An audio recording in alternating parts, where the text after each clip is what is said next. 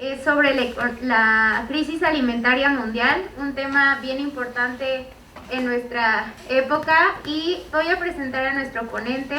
El licenciado Rogelio Gómez Hermosillo es coordinador de Acción Ciudadana frente a la pobreza, estudió sociología en la UNAM, participó en procesos eclesiales desde la pastoral juvenil y las comunidades eclesiales de base.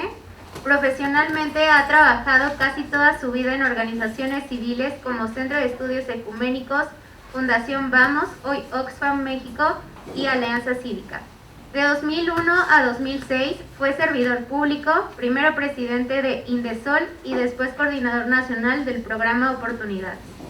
Desde 2007 es consultor internacional para programas de protección social para población en pobreza en más de 20 países de América Latina, Asia y África.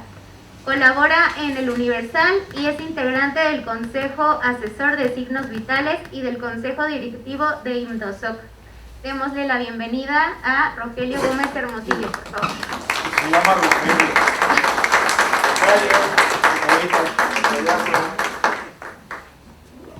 Muchísimas gracias, muy buenos días. Agradezco mucho la invitación. Uno, porque es Corpus Christi. Y dos, porque en esta casa, aquí de aquel lado, me cambió la vida. Aquí hice mi jornada. Por eso estoy en ese camino, me siento fuerte. Aquí seguimos. Así que muchas gracias a todas, a todos. Bueno, pues vamos a hablar de esta situación. Más que la crisis alimentaria global, vamos a hablar de inseguridad alimentaria y vamos a tratar de verla en su contexto internacional, pero vamos a tratar de verla en el nuestro. Entonces, de lo que les quiero hablar justamente es del impacto que tuvo el COVID y cómo, pero no solo el COVID, sino condiciones estructurales en la inseguridad alimentaria a nivel internacional, en América Latina, en nuestro país. Y luego una cosa que es obvia, pero hay que tratar de entenderla bien, sobre todo en sus aspectos como técnicos, finos, para poder hacer el análisis bien, es la relación entre la inseguridad alimentaria y la pobreza. Entender, un tercer punto sería entender las raíces de la pobreza y la inseguridad alimentaria, pero quiero terminar con algunas acciones que nosotros desde la sociedad civil, desde Acción Ciudadana frente a la pobreza, proponemos en el marco justo, y por eso puse esa imagen de esta Agenda 2030 de Naciones Unidas, cuyos dos primeros objetivos son justamente acabar con la pobreza, por lo menos en sus versiones más extremas, y reducirla en sus otras dimensiones, otras formas, y también con el hambre, que sería la inseguridad alimentaria. Entonces vamos a hablar de esto. A ver, los datos mundiales, creo que es importante tenerlo. La inseguridad alimentaria, que es justamente la problemática que genéricamente se denomina hambre, afecta a 2.368 millones de personas en el mundo, y de ellas más de 900 millones tienen inseguridad alimentaria severa, es decir, tienen un serio problema para cumplir con su consumo calórico, con su consumo de los alimentos básicos para sobrevivir. En América Latina esto afecta a 267 millones de personas y a 93 de manera severa. Las bolitas esas que ven ahí les da la idea de la población del mundo en su tamaño, lo verde. Bueno, el mundo es el primero, luego está Asia, África, Norteamérica y Europa y América Latina. Ese es el tamaño de su población, lo verde. Lo amarillo es la inseguridad alimentaria y lo rojo es la inseguridad alimentaria severa. Entonces les da dimensión de proporción. Vean, por ejemplo, la proporción de la inseguridad alimentaria de África, ¿no? La mayoría de la población, y a nivel de América Latina es la mitad. De hecho, ese es el dato que está aquí.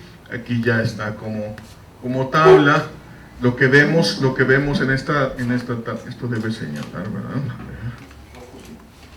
Debe ser este. ¡No! Debe ser este. ¡Hey!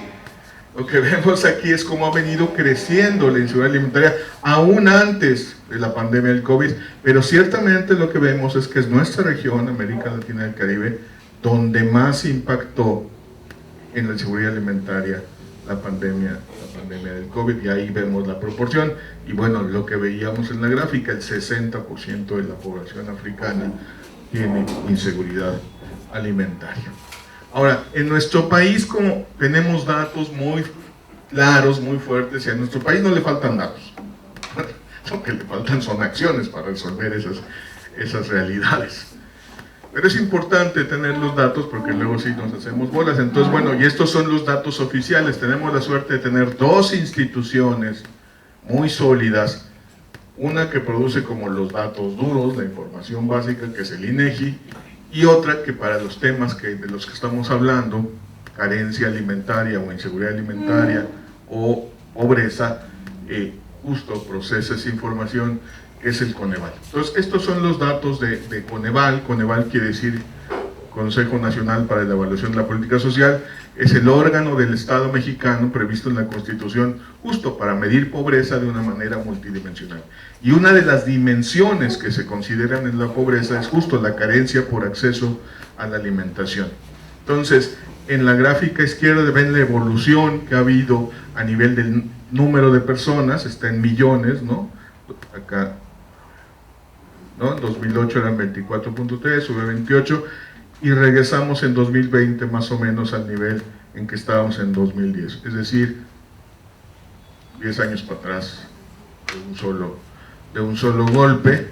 Y aquí es la proporción de la población, ¿no? Un poco más que hace 12 años, poco menos. 22.5 es justo en medio, ¿no? Le puse ahí a 1 de cada 5, en realidad es a 2 de cada 9.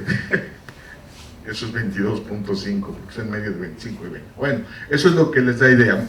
Poco más de 1 de cada 5 personas en México tiene inseguridad alimentaria, o moderada o severa. Y aquí está por estados. Este es el porcentaje de población con inseguridad alimentaria en 2020, los estados que más tienen, aquí está el más alto, es Tabasco, un poco menos Guerrero, Oaxaca, Tlaxcala, Puebla, en fin, ahí lo ven en proporción de población, por el tamaño de población y por el número de personas que están en condición de inseguridad alimentaria, medida como carencia alimentaria, como lo mide el Coneval, y aquí es la cantidad, ¿no? Uno es el porcentaje, que es la proporción dentro de la población, y otro es cuántas personas, ¿no? Y entonces ahí, pues obviamente los estados con más población, por ejemplo, clarísimamente aquí, el Estado de México. Estos son estados, entonces este es el Estado de México. Puebla, que es un estado muy poblado, Veracruz, la Ciudad de México, que es uno de los estados, de las entidades, pues más estados más pobladas, en fin, Oaxaca, Chiapas. Estos son 4.1 millones, 2 millones, 1.6 millones de personas en condición de inseguridad alimentaria, medida como la mide Coneval, que es la carencia por acceso a la alimentación. Entonces, ha venido creciendo. Entonces, lo primero que quería compartir con ustedes, que trabajan en estos temas de pobreza, de condiciones de carencia, entiendo que muchas Cáritas están relacionadas con bancos de alimentos o con diferentes formas de apoyo, de asistencia a población que tiene necesidad, pues es importante entender cómo se va dando. De hecho, los datos se podrían tener, la carencia alimentaria se podría tener muy recientemente, un dato muy reciente, incluso con dato municipal. Y con los datos municipales podemos construir los diocesanos, porque casi todas las diócesis se pueden reconstruir desde datos municipales, que fue lo que le propuse a la SEM, y todavía estoy esperando que me digan cuándo hacemos ese mapa de carencias y de pobreza para las diócesis. Espero pronto esté disponible. Voy a retomar esa plática. Entonces, la carencia alimentaria, así la llama Coneval, o carencia, bueno, el nombre sería carencia por acceso a la alimentación, o el nombre largo es uno, lo puse por ahí, carencia por acceso a la alimentación nutritiva y de calidad se llama ahora. Bueno, pero es la carencia alimentaria. Lo que suma es la inseguridad alimentaria moderada más la severa, como a nivel internacional, pero también tendríamos el dato, y por eso les puse ese pay ahí, porque también tendríamos el dato de la leve. Entonces, este es el porcentaje, estos son millones de personas, porcentaje, pues ahí se ve, ¿no? Poco más de la mitad de la población tiene seguridad alimentaria, o digamos, no tiene inseguridad alimentaria. 27 millones de personas tienen inseguridad alimentaria leve, 16 moderada y 10 severa. Esos son los datos más recientes, más o menos esta es la fotografía de nuestro país a nivel de inseguridad alimentaria, lo cual es inaceptable. No es estos niveles de inseguridad alimentaria o los de pobreza que les voy a mostrar en un momento, no se corresponden con las dimensiones, con el dinamismo, con la dinámica, con la, ¿cómo decirlo?, así en términos generales, con la economía de nuestro país, ¿no? La dinámica económica de nuestro país tiene muchos problemas, pero tienen también muchas fortalezas, pero en indicadores sociales nos caemos, o sea, nuestros indicadores económicos nos ponen en un lugar, por ejemplo, somos la economía, bueno, creo que acabamos de caer, pero entre la 14 y la 15, economía del mundo, pero le metes indicadores sociales y te vas al número 70, al número 80, y en algunos te acercas a indicadores centroamericanos. En los últimos informes de la CEPAL, que es el organismo de la ONU, que ve los temas de pobreza, desigualdad y estos temas sociales, México ya tiene sus indicadores más cerca de las condiciones centroamericanas que de las de América del Sur, lo cual es muy grave, porque nuestra economía es mucho más sólida que la de Chile, que la de Argentina, que la de Colombia, y compite bien con la de Brasil. Y ahí se muestra la brecha, ¿verdad?, entre los ricos y los pobres. O sea, te muestra todo. Capital y los que no tienen, ¿no? Exactamente, y cómo la dinámica, digamos, está generando esa desigualdad y estas condiciones, el tema que me pidieron de la inseguridad alimentaria, y estas son las condiciones que se están generando. La invitación esta, pues, es a que usemos conozcamos la realidad, pero que no solo la toquemos, la vivimos todos los días, la viven ustedes todos los días, yo lo entiendo, pero también hay que tener condiciones para analizarla, y lo primero para analizarla es tener los datos. Entonces, Coneval presenta los datos, ya les dije estos, pero también presenta, la carencia alimentaria por grupos de población, para niños y niñas, para jóvenes, para personas adultos mayores, para la población indígena, la diferencia entre zonas rurales y urbanas, y hasta acabo de descubrir que tiene un indicador nuevo ahí que se llama limitación del acceso a consumo de alimentos, que realmente ya está padeciendo hambre, stricto sensu. Bueno, todos esos datos están ahí disponibles, ojalá los quieran usar, yo aquí les estoy dando una pasada. Ahora vamos al segundo punto. Digo, es obvio, me van a decir, ay, no me está diciendo nada, pero lo que quiero decirles es como técnicamente el asunto. La inseguridad alimentaria está directamente vinculada a la pobreza extrema por ingresos. Miren, aquí lo que se ve es la evolución de 5 variables. Si ven, 5 líneas aquí, ¿no? Esta línea es cómo ha evolucionado la pobreza por ingresos. Entonces, está en porcentajes, ¿no? Para que no nos hagamos bolas, para poder comparar. Entonces, la pobreza por ingresos quiere decir la población cuyo ingreso no le alcanza para la canasta básica. Y la de abajo, que es casi igual, muy parecida, la verdecita esta, es como se mide la pobreza en México. Este es el dato de pobreza, miren, población en pobreza, el verde. Andamos en 44% en la última medición. Lo que ven aquí es que esto no se mueve, ¿están de acuerdo? Digo, bueno, se mueve poquito, se mueven los márgenes, casi parejo, ¿no? Entonces, si pusiéramos la escala 100, ¿no? Aquí hasta acá arriba, se vería aún menos el movimiento, porque quedaría muy tenue, pues se mueve un puntito, 2 puntitos, nada. Digo, para las personas que son de varios millones de personas, 2, 3 millones, pero al fin y al cabo, el conjunto es el que está en esta situación. Ahora miren, la moradita es justo la inseguridad alimentaria. es la que se llama la carencia por acceso a la alimentación, la que suma población con inseguridad alimentaria moderada y población con inseguridad alimentaria severa. Y esta que está aquí junto a ella, abajito, es la población con ingreso inferior a la línea de pobreza extrema. ¿Qué es esto? La población cuyo ingreso no le alcanza para la canasta alimentaria, lo que antes llamábamos pobreza alimentaria. Entonces, ¿cuál es la diferencia entre pobreza extrema y pobreza a secas? Por ingresos, pues que uno es quienes no les alcanza para lo básico, que es alimentos y otras cosas básicas, de vestido, para la casa, etc. Y la extrema es que no les alcanza ni para comer. Y finalmente la línea café se las puse aquí nada más para que cuando vean el dato de pobreza extrema medida multidimensionalmente, como se mide oficialmente, cuando se dice pobreza extrema, cuando se dice pobreza, es una medición multidimensional.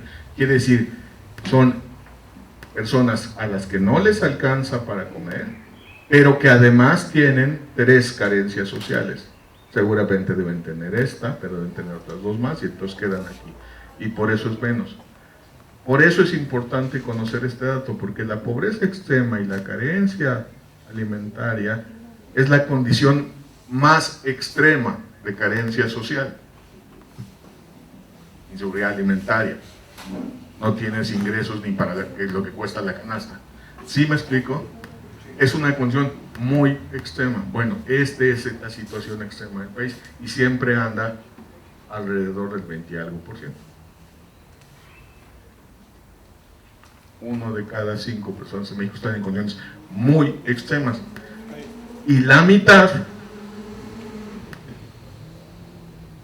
están en condiciones de pobreza, no les alcanza ni para lo más básico. Ese es un poco el asunto, sí. Tú ubicas muy bien todas las cuestiones de las estadísticas, pero hasta cierto punto las 3 líneas de abajo, sumadas o acumuladas, dan con la línea verde o la línea azul de arriba. ¿Es el dato estadístico desglosado en la parte de abajo?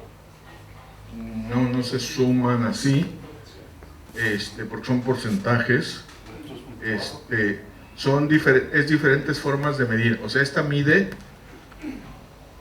es la medición del ingreso. ¿Qué porcentaje de población, la mitad, aquí anda, gana menos de lo que cuesta la canasta básica?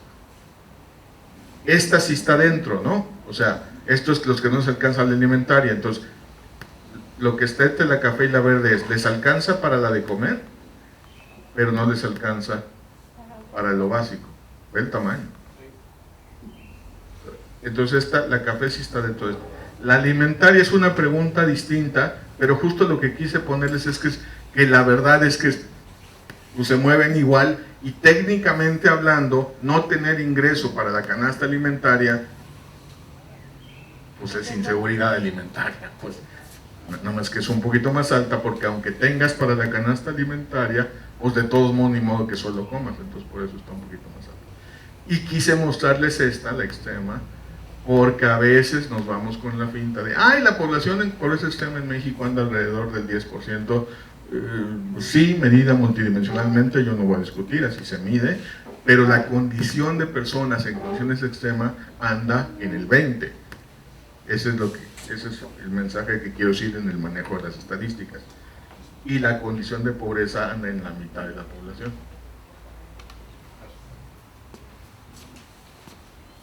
Entonces, ciertamente, o sea, a ver, creo que ya se dieron cuenta, pero entonces, no es el COVID. El COVID sí aumentó, sí creó una condición más grave, pero digamos que llovió sobre mojado. Estaba mal y empeoró otro poquito, ¿no? Ese es un poco. Este es el dato de pobreza, o o sea, multidimensional, por eso puse hasta la lámina de Coneval, la medición de la pobreza 2020, esta es la oficial, chalala, pasó de 42% a 44%, de 51.9 millones de personas, 51.900.000 a 55.700.000. Casi 4 millones de personas más, 3.8 millones de personas más en pobreza. Si la ponen por ingresos les da 5 millones de personas más. Bueno, entonces, pero el punto es este, un poco lo que ya vimos en las líneas, que no se mueven, eso es un poco el punto, se mueven en el margen, ¿no? Y miren que aquí la escala está a 70 otra vez, pero ahí se ve, pues, ¿no? Sí se mueve, pero muy poquito. O sea, la verdad es que la mayor parte no logramos, y es una mirada más lejana. Coneval tiene datos para medir la pobreza como se mide hoy, que es de manera multidimensional, no los quiero confundir, eso ya es demasiado técnico, pero es el ingreso más 6 carencias, pero desde 2008, pero si la medimos solo por ingresos, lo podemos comparar gracias a datos del INEGI desde 92, aquí dice 2018, pero yo aquí les puse el dato 2020, en la crisis del 94-95, fue brutal el crecimiento de la pobreza, llegó al 70. Y luego tenemos un momento, no es por presumir, pero es el periodo en donde pues sí se baja más o menos, pero al final se vuelve a subir y regresamos a las mismas cosas. Entonces, la mejor bajada que hemos tenido es esta, 96 y básicamente 90, ya subió mucho pues, pero si la toman de aquí es esta, baja de aquí para acá. Entonces, son bajadas pequeñas, pero al final no se resuelven. Entonces la pregunta es ¿por qué? Y la mejor pregunta es, si es sabiendo más o menos por qué, ¿qué se puede hacer? ¿No? Porque pues ese sería el chiste. Sobre todo, bueno, bien. Entonces miren, si vemos los datos, como les decía, la pobreza multidimensional, no os quiero hacer bolas con mucha estadística, pero sí, ojalá me estén entendiendo la lógica en que estoy tratando de explicar. Porque esto sustenta por dónde hay que hacerle. Miren, tenemos que la medición de la pobreza lo que hace es justo la combinación de estadísticas del ingreso, que son estas dos, y 6 carencias. Pues la pobreza son las personas que no les alcance el ingreso y que tengan alguna de estas 6 carencias. Estas son solo las que no les alcanza el ingreso. Aquí están los porcentajes y aquí están los millones de personas. Entonces, 53% de la población no le alcanza su ingreso, casi 67 millones de personas para lo básico, y casi 22 millones de personas, 17% de la población no le alcanza ni para comer. Aquí está la carencia alimentaria que acabamos de ver, 22.5. Aquí está acceso a servicios básicos de vivienda, es agua, luz, drenaje. Esta es condición de la vivienda, que si piso de tierra, que si es de cartón, etcétera, solo el 10%, menos el 9%. Y esta, que se ve altísima, es la carencia de seguridad social. Esta es la de salud, que creció mucho ahorita en 2020, y este es el rezago educativo, personas que no cumplieron con el nivel educativo que les tocaba según su edad. Los más viejos nos tocaba solo tener primaria, bueno, a mí creo que ya me tocaba tener secundaria, y así, luego ya más jóvenes les toca tener prepa, ¿no? Pero eso ya son solo los más jóvenes. Esos son los datos 2020. Pero aquí están toda la corrida, todas las variables, todas las carencias, no los quiero confundir. Porque lo único que quiero que vean es estas dos. Las que están acá arriba, miren, estas están acá abajo y estas están acá arriba. Son estas dos, la carencia de seguridad social y el ingreso insuficiente. Entonces, las mismas que están hasta arriba en 2020 son las mismas que están hasta arriba en 2020 y son las mismas que no se han movido. Esta amarilla sí se movió, bajó, es la de salud y volvió a subir aquí. Y todo el resto están allá abajo. ¿Cuál es el punto? El punto que estas dos carencias, seguridad social, la clave está aquí. ¿Quiénes tienen seguridad social? quienes tienen un tipo de trabajo, es decir, un empleo, no quienes trabajan, fíjense la diferencia, quienes tienen un trabajo en el que además sí lo afiliaron a la seguridad social. Necesitan dos cosas, no solo trabajar, sino trabajar y tener seguridad social. Y para tener ingresos suficientes, pues hay que trabajar, ¿verdad? O sea, depende, porque en México, digo, es obvio, pero es bueno entender que eso está sustentado en datos. La mayoría de las personas viven de su trabajo, hasta los más pobres. Es falso que vivan de transferencias gubernamentales, es falso que vivan de remesas. Un hogar sí puede vivir de remesas, la mayoría no. Un hogar sí puede vivir de la transferencia, bueno, quizá de alguna transferencia gubernamental, no sé si vivir, pero hay medio sobrellevarla, pero la mayoría no. Y esa es la ventaja de las estadísticas, dejar de confundir un árbol con el bosque. Es que yo conozco el árbol, no dudo que existe el árbol, pero hay que ver el bosque, hay que ver la realidad completa. Y la realidad completa no es la que vemos, por eso son importantes los datos. También mucha gente me dice, sí, pues los datos están mal, no sé. Sí, de acuerdo, los datos tampoco son toda la verdad y la verdad absoluta. De hecho, la verdad absoluta no existe. Más que el camino de la verdad y la vida, por supuesto. pero más allá de esa que sí puede ser la verdad absoluta, todas estas no. Pero sin datos, o sea, los datos son muy malos, pero son lo mejor que hay. Porque lo otro son nuestras percepciones y nuestros prejuicios. ¿Ok? Lo que creemos. Y pues lo que creemos es muy válido para opinar en el café, pero para hacer análisis, tomar decisiones, hay que usar datos. Entonces, perdón que traiga tantas cosas de datos, pero es muy importante que se entienda. Entonces, ¿qué quiere decir esta gráfica? Que no importan tanto los números, lo que importa es las carencias que explican, ahora sí lo que decías un poco, la suma, la que está sumando más, ahora sí que la que más, todas aportan, pero las que más aportan son obviamente la de ingresos, porque es la determinante, pero de las carencias sociales, la de seguridad social. Y magia muy importante, lo cual quiere decir que la pobreza en México se genera desde el mundo del trabajo. Pues lo que tenemos que arreglar para arreglar la pobreza en México es el mundo del trabajo. Y entonces qué bueno que Cáritas tenga la pastoral, ¿no? Pero todo lo que tenemos que hacer para enfrentar la pobreza es entrarle al mundo del trabajo. Porque las dos caras de la pobreza en México son dos caras, tienen dos causalidades distintas, aunque obviamente se combinan, no se pueden separar. Una es la cara más conocida, la que todo el mundo menciona, aunque no la entiende, pero todo el mundo la menciona y la puede ver, es muy visible, muy conocida, es la cara indígena rural que se concentra en el sur-sureste del país, Chiapas, Oaxaca, etc. Pero la otra, la que se les olvidan los políticos y se olvidan el análisis y nos hacemos bolas, es una cara así. No solo así, esto es un poco, por supuesto, pero también así.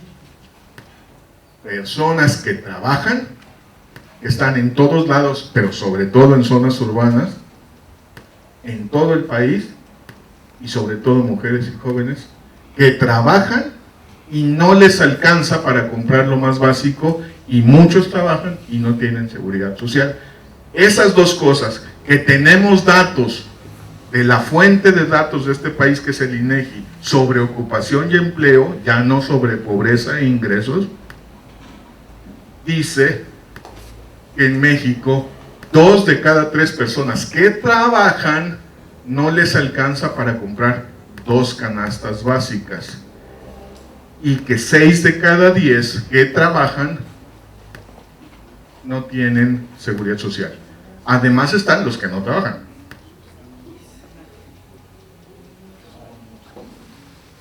Pero los que trabajan, las y los que trabajan, 2 de cada 3 no les alcanza para comprar 2 canastas. ¿Por qué 2 canastas básicas? Aquí tengo que hacer un comercial. Esta imagen es la imagen de una cosa que se llama Observatorio de Trabajo Digno, que se encuentra en la página de Frente a la Pobreza. Entonces, cuando quieran ver los datos de quién trabaja y no tiene seguridad social, quién trabaja y no le alcanza para 2 canastas básicas, quién trabaja y no tiene contrato estable, quién trabaja y no tiene afiliación sindical, van a Frente a la Pobreza, se meten en esta cosa que se llama Observatorio de Trabajo Digno y les da los datos. Por cierto, esta imagen no es la más actual, pero como no cambia mucho, no pasa casi nada, lo actualizamos cada trimestre.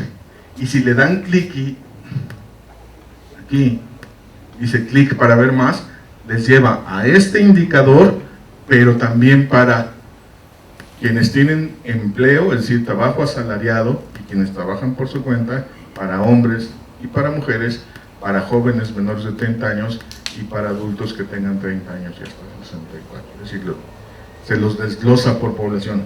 Y si le dan clic y... ¿Perdón? ¿Se puede ver por estado? Exactamente. Y si le dan clic abajo que dice indicadores geográficos, se los da por región, por estado y para las 35 ciudades que ofrece INEGI. Solo 35, que básicamente son las capitales y las 3 grandes zonas industriales de este país. Ciudad Juárez, el Valle de México. Es en el Coneval, ¿verdad? No. ¿Qué pasó, compañero? ¿Qué pasó? Si quiere usted entender Coneval, venga Frente a la Pobreza. Ya si quiere hacer investigación dura y pura, pues sí vaya a Coneval. Pero qué bueno que lo preguntaste. Me permite ser bien el comercial. No, está en Frente a la Pobreza.mx. Entonces, miren, más simple todavía. Miren, este lo hicimos con datos de mediados del año pasado. Lo vamos a actualizar justo ahora. Le llamamos el semáforo de trabajo digno. Este es más trágico porque al final resulta, fíjense, tenemos 75 millones de personas que son potencialmente productivas. ¿Por qué? Porque tienen entre 15 y 64 años, no están estudiando, están disponibles de alguna, deberían, no están, bueno, no todas están disponibles, pero podrían trabajar si quisieran, pero de ellas solo 9 de 75 millones tienen un trabajo que le puse aquí formal, nada más porque soy bien buena onda. En realidad cumple solo con 2 características. Tienen seguro social y ganan más de 2 canastas básicas. En cambio, 35.300.000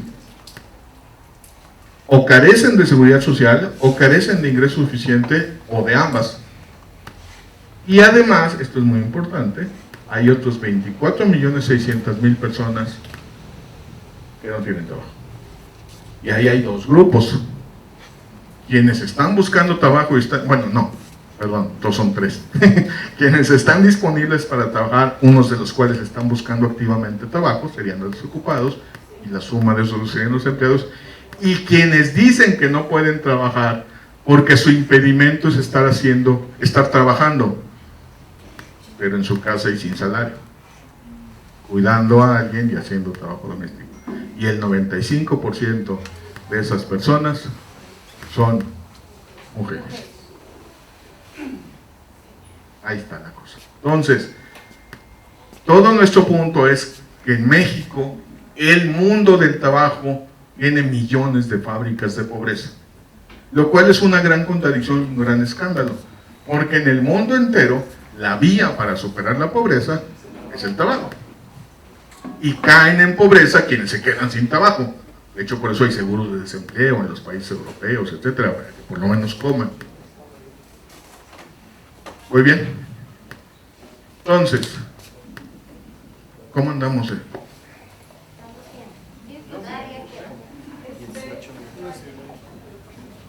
A ver, vamos a...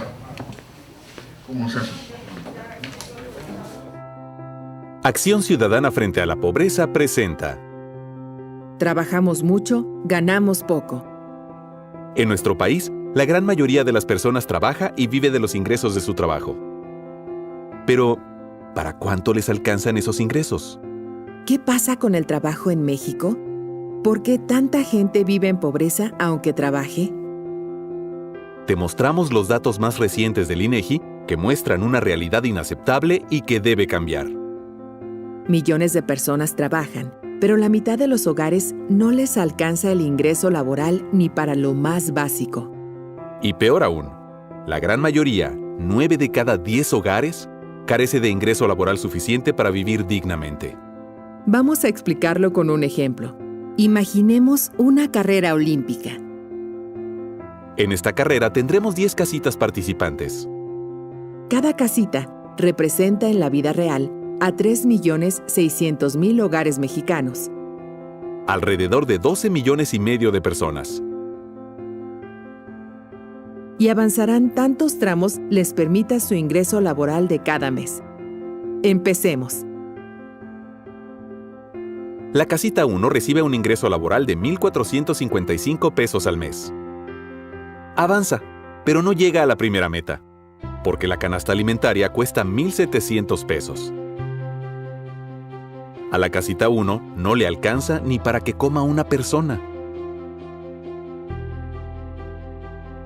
La casita 2 recibe un ingreso laboral de 2.923 pesos. Su ingreso laboral no alcanza para adquirir la canasta básica que cuesta 3.600 pesos. A la casita 2 no le alcanza ni para los productos más básicos para una sola persona. La casita 3 tiene un ingreso laboral de 4,298 pesos. No llega a la siguiente meta. La casita 4 gana 5.547 pesos al mes. También se queda lejos de la meta. La casita 5 casi alcanza la siguiente meta, que es el ingreso para comprar 2 canastas básicas. Pero no llega, pues recibe un ingreso laboral de 7,067 y el costo de lo más básico para 2 personas son 7,200 pesos. Ya han avanzado 5 casitas la mitad y aún no ganan lo suficiente para comprar 2 canastas básicas. La mitad de los hogares en México no rebasan la línea de pobreza de 2 personas. La casita 6 tiene un ingreso de 8,874 pesos al mes. La casita 7 gana 11,229 pesos al mes como ingreso laboral. La casita 8 recibe un ingreso de 13,962 pesos al mes. La casita 9 tiene un ingreso laboral de 18,694 pesos al mes en promedio. Veamos, 9 de las 10 casitas que están jugando no pudieron llegar a la siguiente meta. Esta meta, que en realidad se ubica entre 20 y 25 mil pesos, representa el ingreso laboral necesario para que una familia viva con dignidad. En la vida real, esto depende del tamaño del hogar y de la zona donde viven. La gran mayoría, 9 de cada 10 hogares en México, carecen de ingreso laboral suficiente para vivir con dignidad. Solo una casita de las 10 que iniciaron puede terminar toda la carrera y llegar hasta el final. Esos hogares tienen un ingreso laboral promedio de 32,961 pesos al mes. Ganan 23 veces más que quienes viven en la casita 1. Este panorama es desolador y muy grave. Lo más grave del sistema laboral en México es que casi 9 de cada 10 hogares no ganan lo suficiente para vivir dignamente. Y también es muy grave e inaceptable que casi la mitad, aunque trabajan, no rebasan el monto para superar la línea de pobreza. Mientras en México el sistema laboral sea una gran fábrica de pobreza, nuestra economía no crecerá y la reactivación de esta crisis será más lenta. Urgen cambios de fondo. Sí se puede. Sí se puede. Conoce los análisis y propuestas de Acción Ciudadana frente a la pobreza. Bueno, entonces, pasamos. Bueno. Eso estaba en la página de frente a la pobreza, ¿no? Bueno, ¿alguien se mete a YouTube de vez en cuando? Sí. Bueno, pues denle like frente a la pobreza y de vez en cuando se van a encontrar algo interesante. O en Facebook, gracias. Eso espero, que quiera unos cuantos seguidores más de esta plática. Porque es información que les puede servir. Porque el activismo sin análisis no es tan bueno. Y porque es bueno unir esfuerzos. Entonces, a ver, nosotros somos una organización de la sociedad civil que surgió para proponer, cambios frente a la pobreza y la desigualdad. Una organización de propuesta, o como se dice, una organización de incidencia. En inglés a veces le dicen de advocacy, ¿no? de defender, de abogacía por una causa, como hay otras que se definen para defender la educación, en fin, la salud, etc. Nosotros llegamos después de varios análisis y casi desde que empezamos, pero ahorita estamos con esta formulación que nos parece más clara, que es que hay dos elementos indispensables frente a la pobreza en México. Para un México sin pobreza, hay dos cosas que son indispensables que no se están viendo así. El problema es que la discusión pública, yo que me dedico a eso con los medios, cada que salen datos de pobreza, me preguntan, ¿y entonces no están funcionando los programas sociales? ¿Y entonces para qué sirven los programas sociales? ¿Y entonces por qué gastamos tanto en programas sociales? ¿Y entonces los programas del presidente López Obrador no funcionan? Y tengo que empezar desde el principio. Mire, los programas sociales, pues hay, en primera, pues no podemos hablar de los programas sociales, hay que ver cuáles sí sirven y cuáles no. Pero en segunda, la raíz de la pobreza viene del mundo del trabajo. Mientras no le entremos a la raíz del mundo del trabajo, va a estar muy difícil que resolvamos la pobreza. Y si quiere que hablemos de programas sociales, tenemos que hablar no de programas sociales, sino de un sistema de protección social universal, no condicionado al trabajo. Un sistema que permita que las personas tengan acceso a salud, a sistema de cuidados y a ingreso en caso de necesidad, de emergencia, independientemente de su condición laboral, lo que permitiría que mejoremos también las condiciones de trabajo. Entonces, nosotros presentamos en la fórmula México sin pobreza dos propuestas estructurales macro, una para modificar el mundo del trabajo y otra para se ligan, para modificar lo social, para crear, hagan de cuenta que para crear otro IMSS, pero que no esté vinculado al trabajo, sino que sea para todos. De eso se trataría. Y que no se pague por nómina, sino con impuestos generales. No les voy a explicar todo ese chorote porque es larguísimo, pero quiero que se imaginen. Alguien en una plática me dijo, es que hay que empezar a pensar, ¿qué pasaría si? ¿No? Más que solo el diagnóstico. Entonces, ¿qué pasaría si cambiáramos estas cosas? Entonces, en el tema estructural de trabajo digno, la recuperación de salarios, atacar abiertamente las prácticas de violación de derechos como el outsourcing y otras cosas, y la reforma laboral que sí se aplique. Esto es importantísimo, pero no me da tiempo de explicarlo, porque esa permite que la gente se defienda. Lo que pasa es que en México nuestra experiencia sindical es peor casi que la de la policía y la de los partidos políticos. Entonces, si yo digo, es que necesitamos sindicatos, todo el mundo va a decir, es como si yo dijera, es que necesitamos partidos políticos, necesitamos policía. No, espérate, güey, estás loco. Necesitamos más políticos. No. Más dirigentes corruptos. No estoy diciendo eso.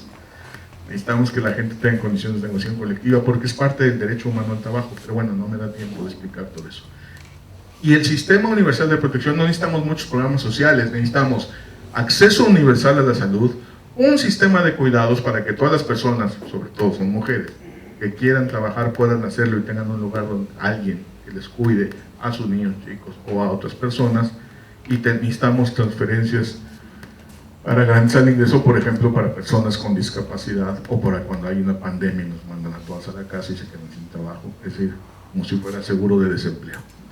Por supuesto, eso requiere dinero, necesitamos una reforma fiscal progresiva, no da tiempo de explicar todo eso. Esas son las estructurales. A quien le interese más, pues nos tienen que seguir y ver cómo nos va yendo, es una batalla de muchos años.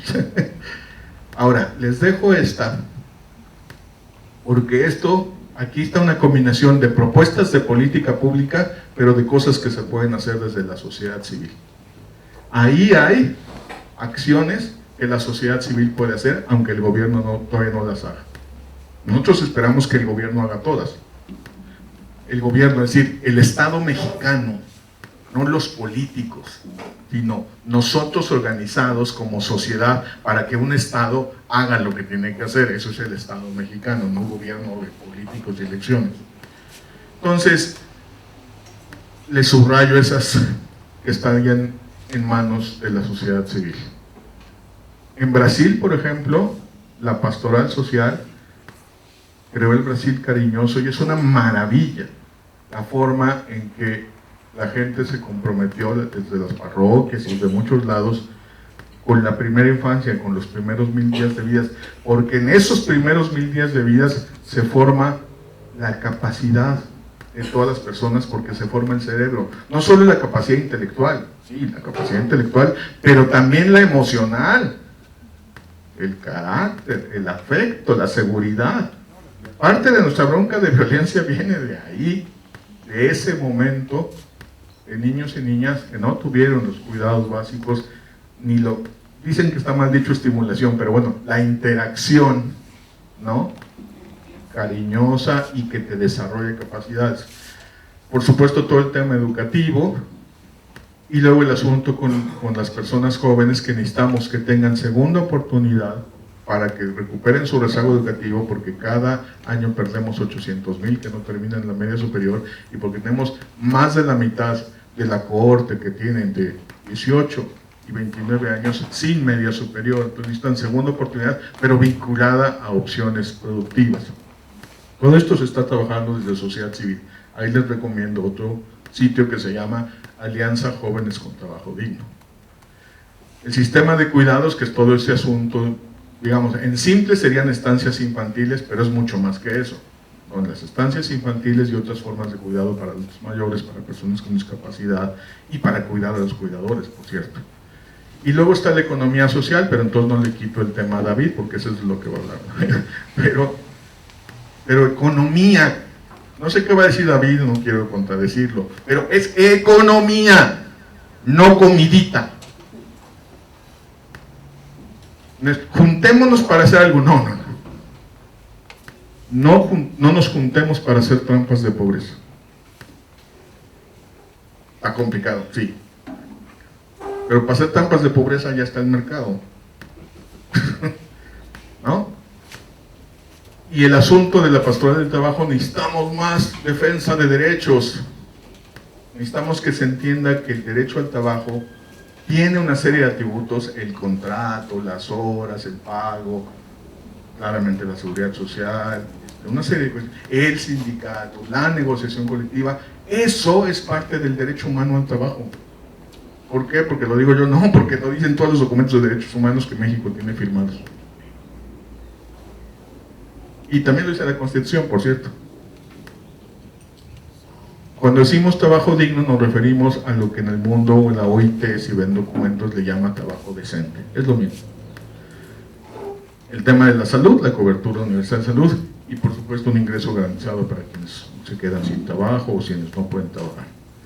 Termino con una última moción, gracias a los que ya vieron la cosa. Entonces, lo nuevo, porque el videíto es cuando salió la ENIJ, o sea, es de agosto de 2021. De todo modo sirve, porque explica bien. Hay otro que se llama Si en México vivieran 100 personas, que les va a gustar, sirve mucho para los talleres con la gente, porque presenta los datos básicos del país de una manera muy simple. Si en México fuéramos 100, ¿no?, pues está fácil, te va mostrando, ¿no? Tantos hombres, tantas mujeres, tantos en el norte, tantos sur, tantos pobres, tantos, ¿no? Y así, ¿no?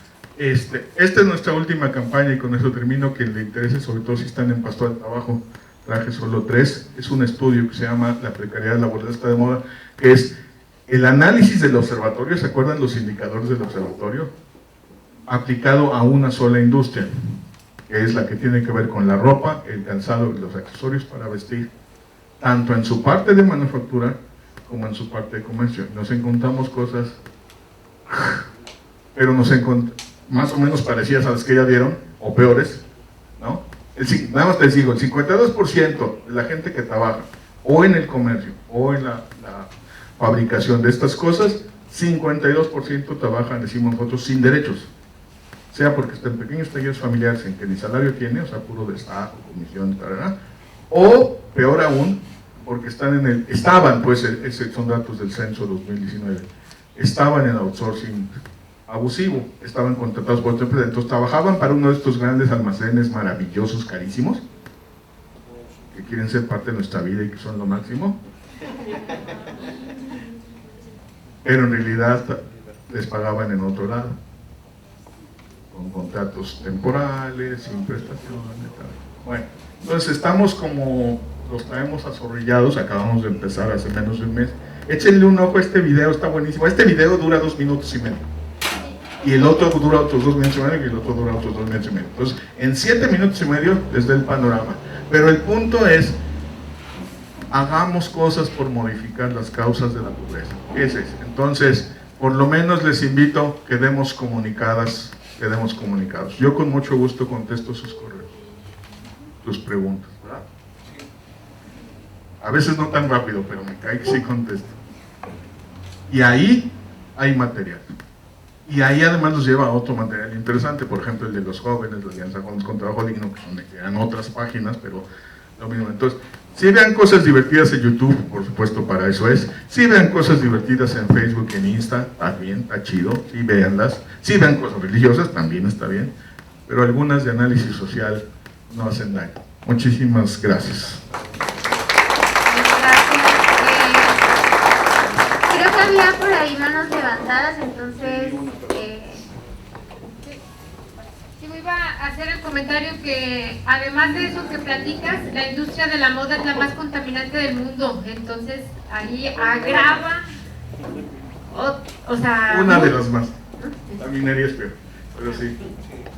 Pero sí, una de las más. Tienes toda la razón y vamos por ella por las dos cosas. De hecho, los videos lo dicen.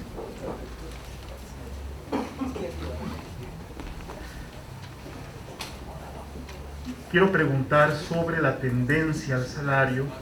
Usted en el 2016 hacía una proyección de que hacía falta este crecimiento para 2019 con la entrada de la nueva proyección de salario.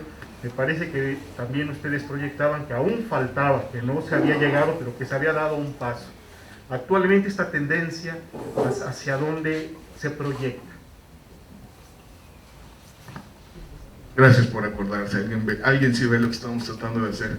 Le sigue faltando, pero va caminando en el sentido correcto y cada vez le falta menos, porque nuestra posición desde entonces era gradual, es decir, que no podíamos llegar a... Lo que estamos buscando es 2 canastas básicas, que ahorita serían algo así como 8,100. Claro, cuando lleguemos va a ser más, pero ahorita sería algo así. Entonces, de hecho a la industria de la moda lo que estamos viendo es que nadie gane menos de 8,100. Ya me mandaron contestar los de la textil. No, nuestro salario promedio en calzado es 8,400 y en vestido es 9,000.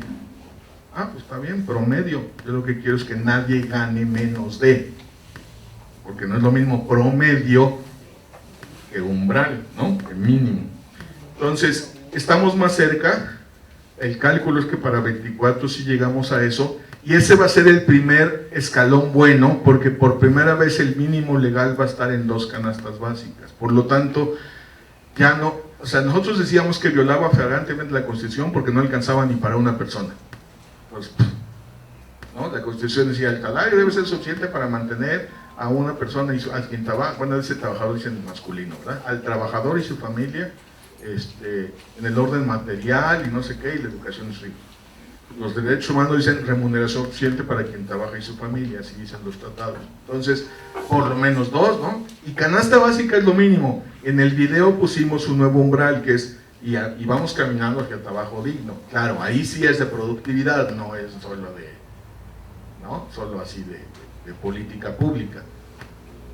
Entonces, nos estamos acercando, gracias por verlo, y quiere decir que las batallas funcionan.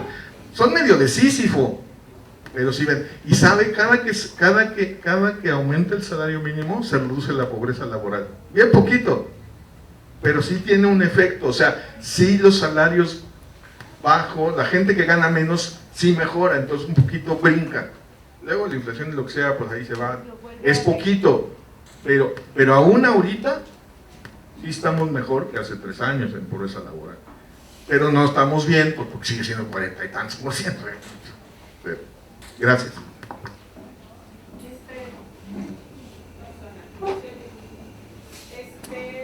Una pregunta. Hablaban del trabajo precario y también del outsourcing. Yo pregunto, yo tengo 2 hijos adultos jóvenes, ya terminaron la universidad, y se les hace muy fácil aceptar un trabajo muy bien pagado, pero sin seguridad social.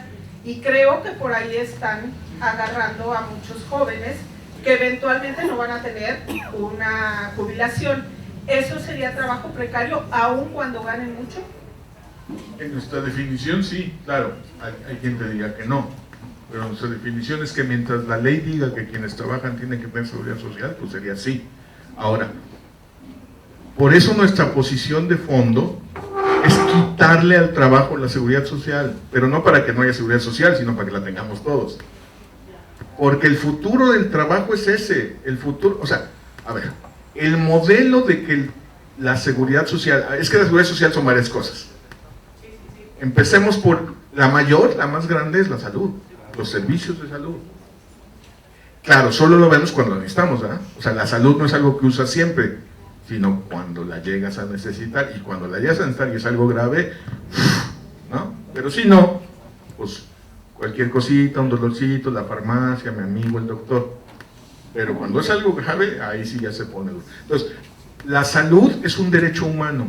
Nosotros nos fuimos con el modelo alemán, inventado por un señor llamado Bismarck, que en el siglo XIX dijo, a ver, el empleo es el que va a producir y las contribuciones obrero-patronales, que pongan los sindicatos, que pongan los patrones, y con eso generamos todas las condiciones de protección social, diríamos hoy, la salud, las estancias, la vivienda, el Infonavit, ¿verdad?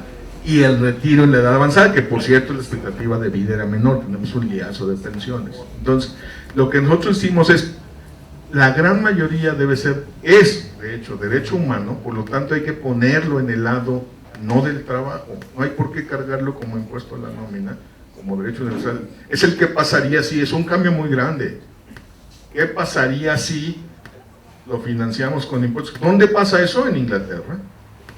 ¿Dónde pasa eso? En Francia. ¿Tienen problemas? Sí, pero no estos, no millones de personas excluidas. Tienen filas, de todos lados, a veces no funciona bien, pero la exclusión permanente de más de la mitad de la población, o sea, no va a dar, no va a dar. No solo por eso, porque tú, entiendo lo que dices, en nuestro ambiente eso pasa, ¿no? También mi hijo hacía un trabajo sin seguridad social porque ganaba 20,000 pesos, pero, ¿no? Que para él pues es mucho, y no están ahorrando para el retiro, pero bueno, pero los salarios que realmente se están ofreciendo, checa las bolsas de trabajo, son de 6, de 7, y antes eran de 5, lo que pasa es que ya empujamos el salario mínimo para arriba, pero, ¿no? Entonces, ese es un poco el tema. El outsourcing abusivo lo que hace es evadir el reparto de utilidades de empresas que tienen muchas utilidades, grandes bancos, por ejemplo, asco. Ya está prohibido, ya esto debe acabarse. Lo que nosotros hicimos es, queremos verificar que ya no está, ¿no? Y colocar un umbral y a partir de ahí empezar a mejorar los salarios. Bueno. Perdón, ya se nos acabó el tiempo. Quien le interese, traje unos cuantitos México sin pobreza, ¿cómo se llama? Fórmula México sin pobreza, pero solo traigo 12 creo. Y 2 o 3 para quien esté en trabajo del de la precariedad. Gracias. Gracias. Todo está en la página. Sí, o sea, papelito para los que quieren papelito, pero todo está en la página. Bueno, pues agradecemos mucho esta valiosa e importante ponencia, sobre todo para nuestro quehacer diario de las Cáritas Diocesanas. Tenemos un gran reto, pero también tenemos propuestas, entonces analizar estos nuevos rostros de la pobreza, que creo que esto es lo más importante. Le tenemos un presente por parte de la Cáritas, entonces le doy la bienvenida al padre Jorge de la Cáritas Quintana Roo, que le va a entregar un presente y un reconocimiento.